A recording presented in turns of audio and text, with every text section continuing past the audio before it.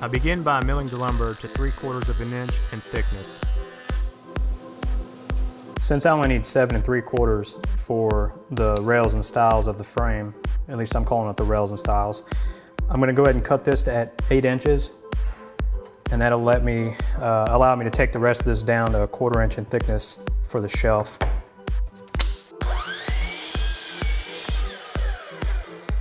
Here at the table saw, I'm cutting the 1-inch strips for the rails and stiles. For the purpose of this video, I'm calling these the stiles and these the rails, I guess kind of like a door construction.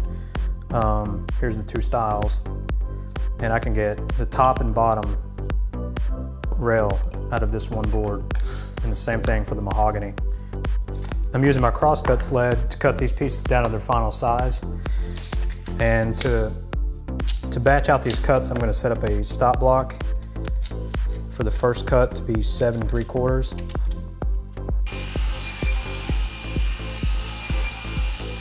I'm going to go ahead and reset the stop block to 3.5 inches for the other pieces.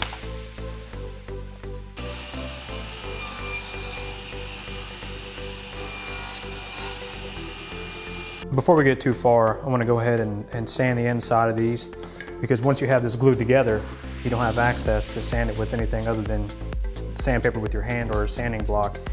So I'm going to use my orbital sander, and I'm going to put 2 of these pieces together. That way it gives me a wide enough surface to sand, starting with 80 grit. Then I'll work my way up to 120 and then 180.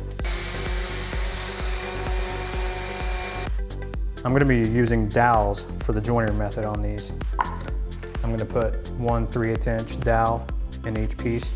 These dowel rods are 2 inches long, and since this piece here are only 1 inch wide, I'm going to have to cut about 1/4 inch off each one of these so they don't go all the way through.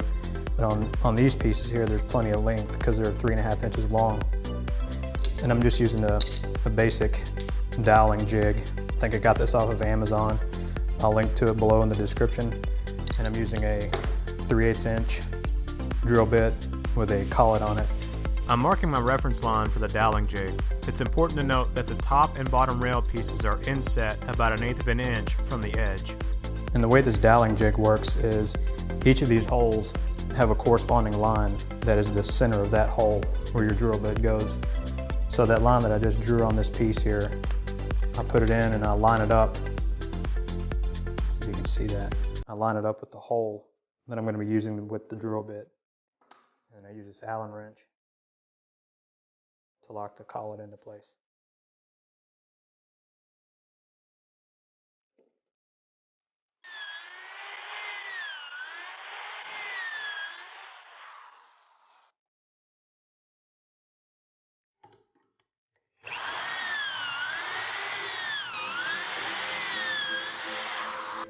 Now that I have the sides drilled to 3/4 of an inch, I'm going to reset my drill bit to drill a depth of 1 inch for these pieces. I mentioned earlier that my dowel rods are about 1/4 of an inch too long, so I'm going to take 1/4 off of them.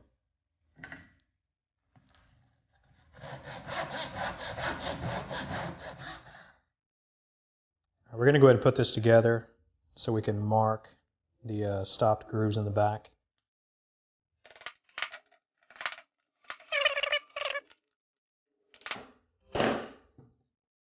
These pieces here will get the groove all the way through it. So with it set to 1/4, I'm marking where the groove needs to stop on these pieces. I'm using a 1/4 inch straight bit that's flush with the fence and is raised 1/4 inch.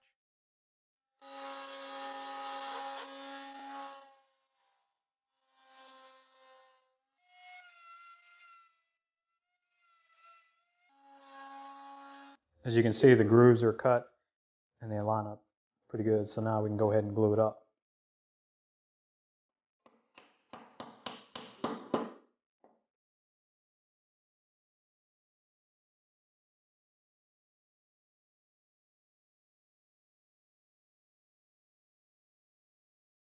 Put some clamps on it.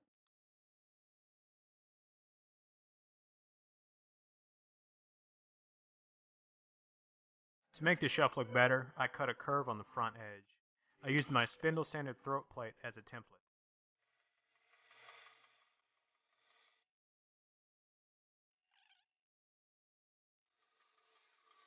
Ideally, a spindle sander isn't the best sander for outside curves, but since this is a small piece and I'm using the larger spindle, it seems to work out okay.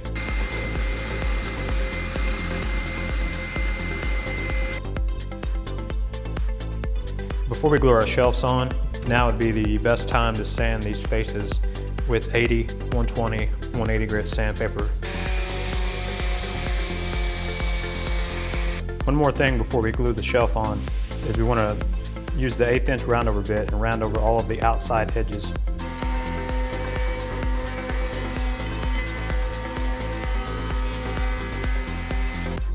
As you can see, some of these areas on where the router bit couldn't reach, you're going to have a little hump here that you're going to have to take off with sandpaper or a chisel.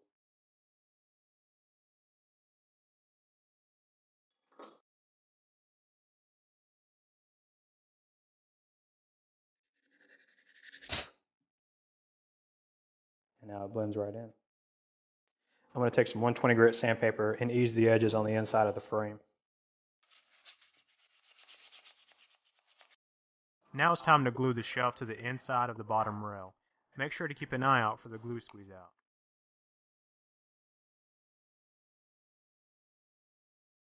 While the glue is drying, I make the shelf supports using a 1/2 inch radius cove bit. Now that I have the molding cut, I'm going to cut 3/4 inch pieces off of this.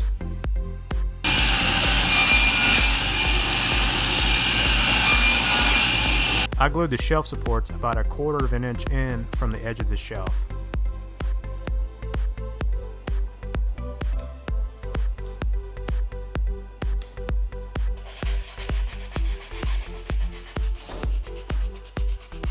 I applied 2 coats of a semi-gloss varnish, sanding in between with 220 grit sandpaper.